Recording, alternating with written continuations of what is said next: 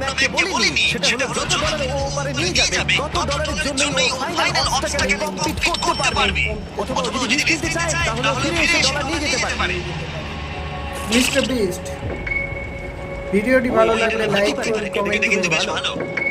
And চ্যানেলটি subscribe করুন। না ভাই, তোমার আবার যাওয়া উচিত। তুমি নিশ্চয়ই পারবে। তুমি এক্ষুনি এটা পার করে এসেছো, তাই নিশ্চয়ই তুমি পারবে। 6 লাখ ডলারের জন্য ফিরে আসবে কিনা? কালের কথাতে যাচ্ছি। না, তুমি তোমার ইচ্ছেতে করছো, কারণ এটা আমায় বলে করেছি, কারণ কাল থেকে একজন সেলিব্রিটি। ও যাচ্ছে। ও মাই গড। ও আবার ফিরে চলে এসেছে। আমার মনে হচ্ছে নয় আমি আজ রাতে হাসি মুখে ঘুমোতে যাবো, না হলে আমি কোনোদিন ঘুমিয়ে শান্তি পাবো না। চলো দেখি।